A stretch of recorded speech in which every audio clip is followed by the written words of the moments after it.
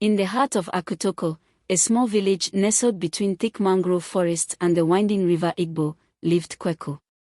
He was the village heartthrob, a chiseled, handsome man with muscles that rippled like the waters of the river itself. His six-pack abs were a wonder, admired by men and women alike.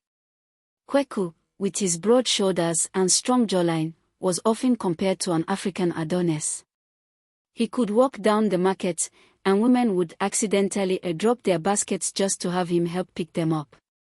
Men tried to copy his workout regime, though most gave up after a few rounds of push-ups. However, Kweku had one weakness: food. No one could resist the aroma of Mama Eke's cooking. Her dishes were legendary across Akutoko. From jollof rice that could make a grown man cry to pounded yam and egusi soup that was the pride of the village, Mama Eke's food was magical. Kweku often joked that she had used juju to make her food irresistible, but no one really disagreed. At first, Kweku tried to keep up his workout regime while indulging in Mama Eke's food. He'd do his morning runs, lift weights made from old tin cans, and practice wrestling with other young men by the riverbank. But the more he ate, the less he exercised. It all started harmlessly enough. One more bowl of Mama Eke's jollof wouldn't hurt, right? A little extra EBA wouldn't make a difference. His six-pack could handle it. Before long, Kweku was eating more than he was exercising.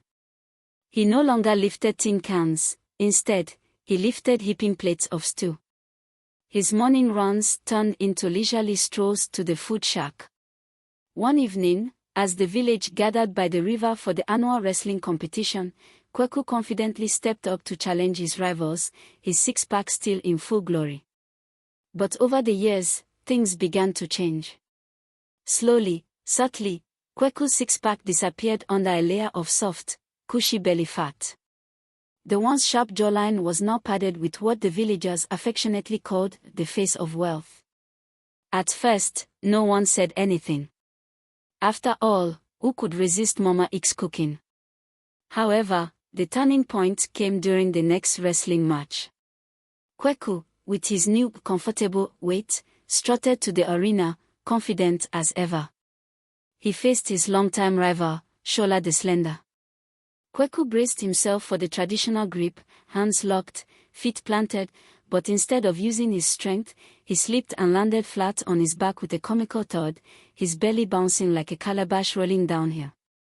The entire village erupted in laughter. From that day, Kweku's transformation was complete.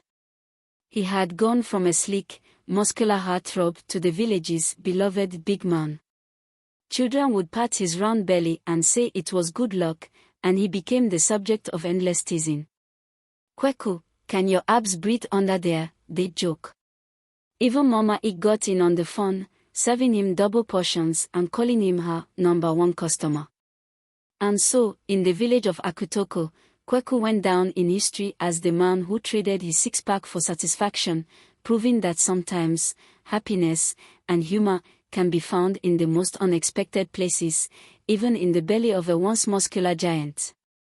As Kweku's reputation grew, so did his belly, and with it, a sense of humor that matched its size.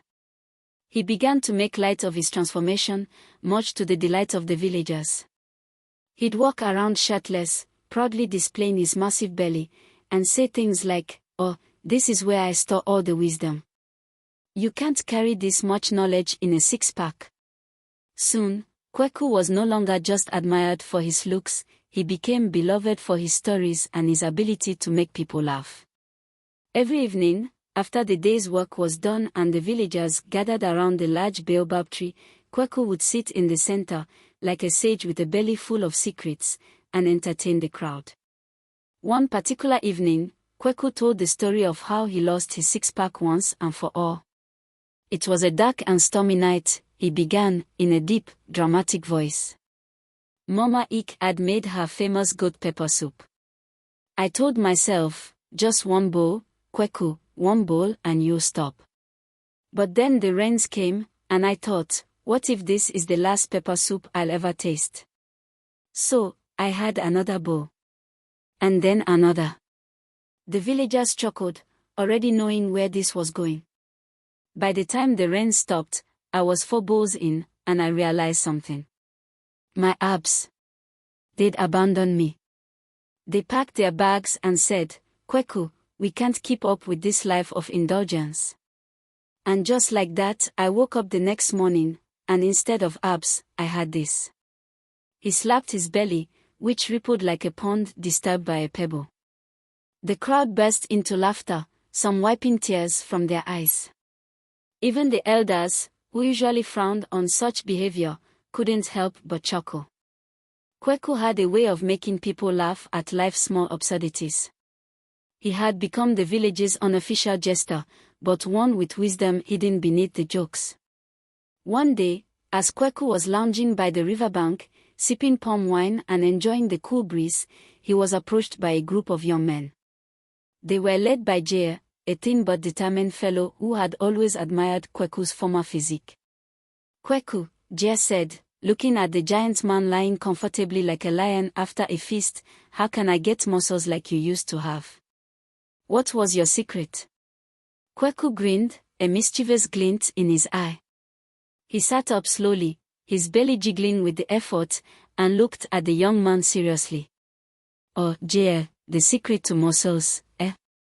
Come closer, let me tell you. Jay leaned in, eager to hear the wisdom from the once great warrior. First, Kweku whispered, you must run to the river every morning before the sun rises. Then, you must lift the heaviest stones you can find.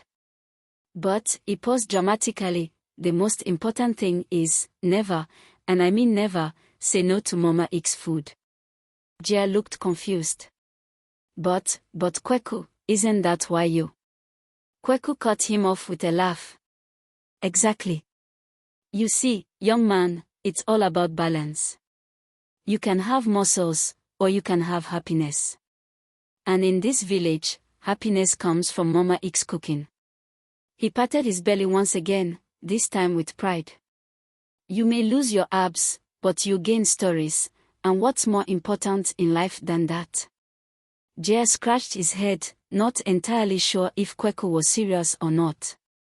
But the laughter that followed from the rest of the villagers made it clear, Kweku had found a new kind of strength. It wasn't in his muscles but in his ability to laugh at himself, to find joy in the simple pleasures of life, and to make everyone around him do the same. As time went on, Kweku became something of a local legend. Visitors from neighboring villages would come to hear him speak, expecting to see the famous six-pack. Instead, they found a man who had traded physical strength for something far more enduring, his sense of humor, his joy, and the love of a village that adored him not for his looks, but for his big heart, and even bigger belly. Eventually, people stopped asking Kweku about his six-pack. Instead, they sought his advice on how to live a happy life, and his answer was always the same: eat well, laugh often, and don't take life too seriously. And so, Kweku's belly became a symbol in Akutoko. It wasn't just the result of too much fufu and stew, it was a testament to a life well lived, a life full of laughter, stories, and the delicious joy that could only be found in the heart of a village surrounded by mangroves.